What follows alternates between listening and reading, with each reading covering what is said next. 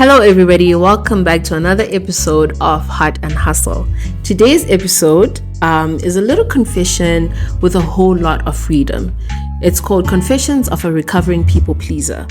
Emphasis on the recovering part. Because sometimes I still find myself saying yes, even though deep down I know that I really just want to say no. And my soul is basically telling me, girl, sit down and be quiet. But here's the thing, I'm still learning, I'm still healing, and I'm still choosing myself without apology.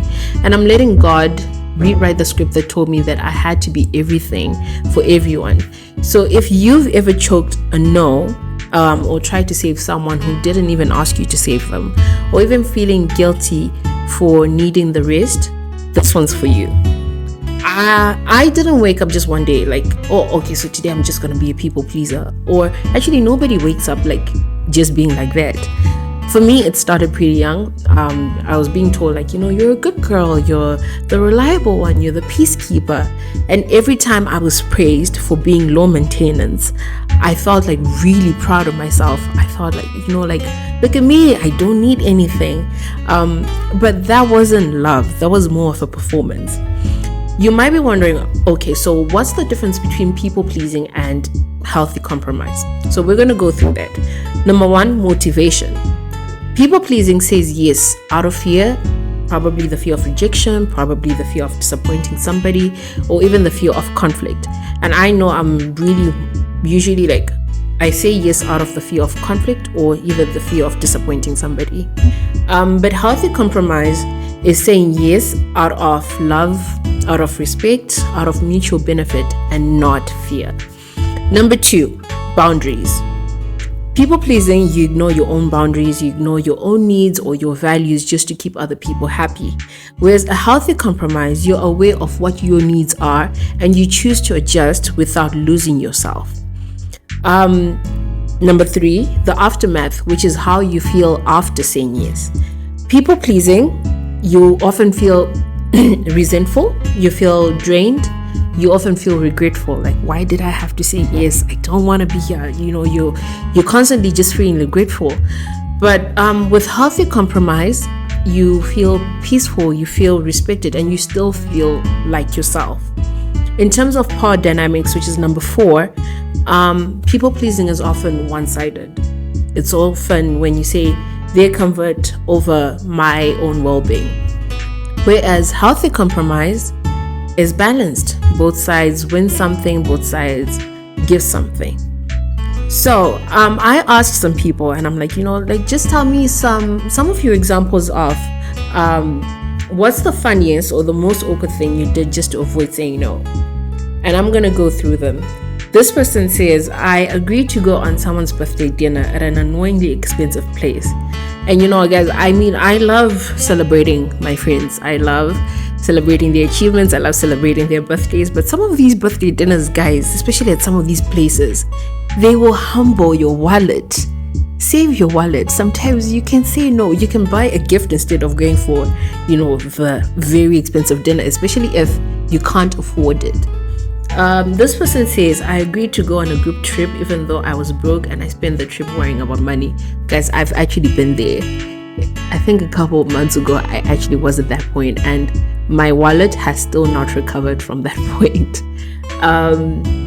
This person says, I said yes to hanging out even though I just wanted to sit at home in my PJs. I totally understand this person because I'm just somebody, I never want to go out.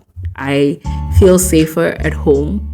So when somebody tells me that they want us to go out, they would have to tell me maybe 16 business days before the date so that I can mentally prepare myself. But I have been at a point where I said yes to going out and the whole time I was just regretting being there. I didn't want to be there. I was so uncomfortable. I was so resentful. I was so moody the whole time. But and I felt for this person because I've been there. I felt for myself.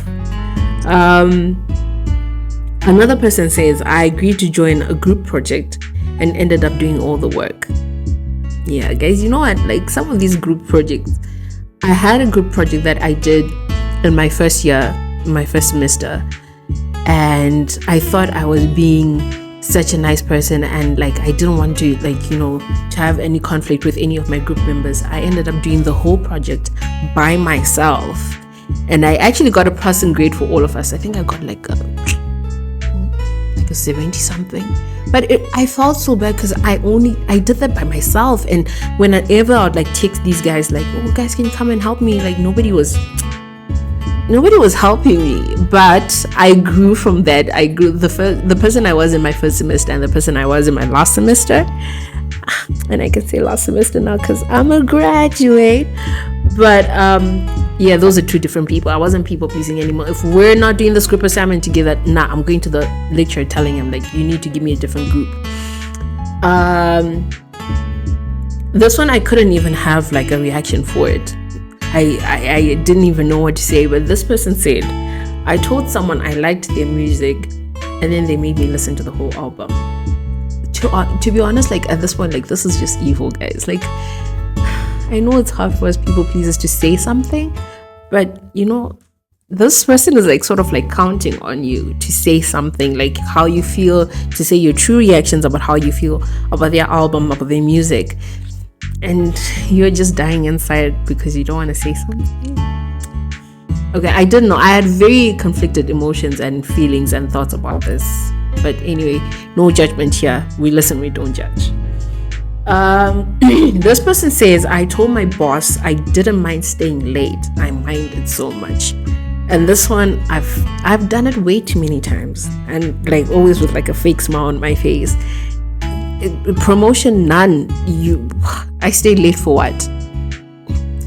But anyway, you know what? People pleasing looks cute until you're like crying yourself to sleep, or you're feeling overwhelmed, or you're wondering why no one shows up for you. But how can they? How can they show up for you when you never let them see what you need, when you never show them what your needs are? People pleasing made me tired. It made me resentful. It made me shape-shift to keep the peace, but at the cost of my own peace. So yeah, I was definitely a people pleaser, not doing any kind of healthy compromising. But if you're constantly shrinking and pouring into others to a point where you have nothing left, or you're just trying to make other people feel comfortable, you're lying to yourself if you're telling yourself that that's love. That is not love. But the thing is, sometimes I still slip. I still get nervous to disappoint people. But now when I do, when I see that, oh, okay, like I'm starting to get nervous, when something like that starts to happen, I catch it, I pause, I breathe, and I remind myself that I am not someone's savior. Jesus already died for everybody. He's already everybody's savior. Like, why am I trying to be God's backup plan? No, I can still say no and be kind. And I think that's something that God's been gently unteaching me. That lie that, oh, loving myself or saying no is equal to abandonment to other people, or it has to mean that I'm rejecting somebody. Because anyway, Galatians 1 verse 10 does say, am I now trying to win the approval of human beings or of God? And that one always hits, because at the end of the day, we are here to serve a great and big God. In as much as we want to be nice to everybody and help everybody, but not at the cost of choosing people over our God. So this week, I want you to practice saying no without explaining yourself. Practice saying, what do I need today?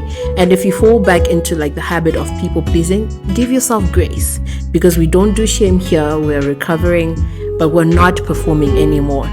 So where in your life are you still performing for approval? Do you feel responsible for other people's emotions or their own outcomes? What would happen if you disappointed somebody and still chose yourself? That's something that maybe you just really need to ask yourself. And this week, try to do grace over guilt, boundaries over burnout, presence over performance. You don't have to earn your worth. God already sees you as worthy. So you don't have to earn your worth with other people. He already called you good. So this week, I'm looking forward to hearing all your stories of either how you were people pleasing or how you're overcoming it. or anything that you'd like to tell me in the comments. I'm willing to, interact with you guys and talk more. So if you know someone who's a people pleaser, or rather a recovering people pleaser, tag them, send this video to them. And like always, like and subscribe, and I can't wait to see you guys in the next episode. Bye.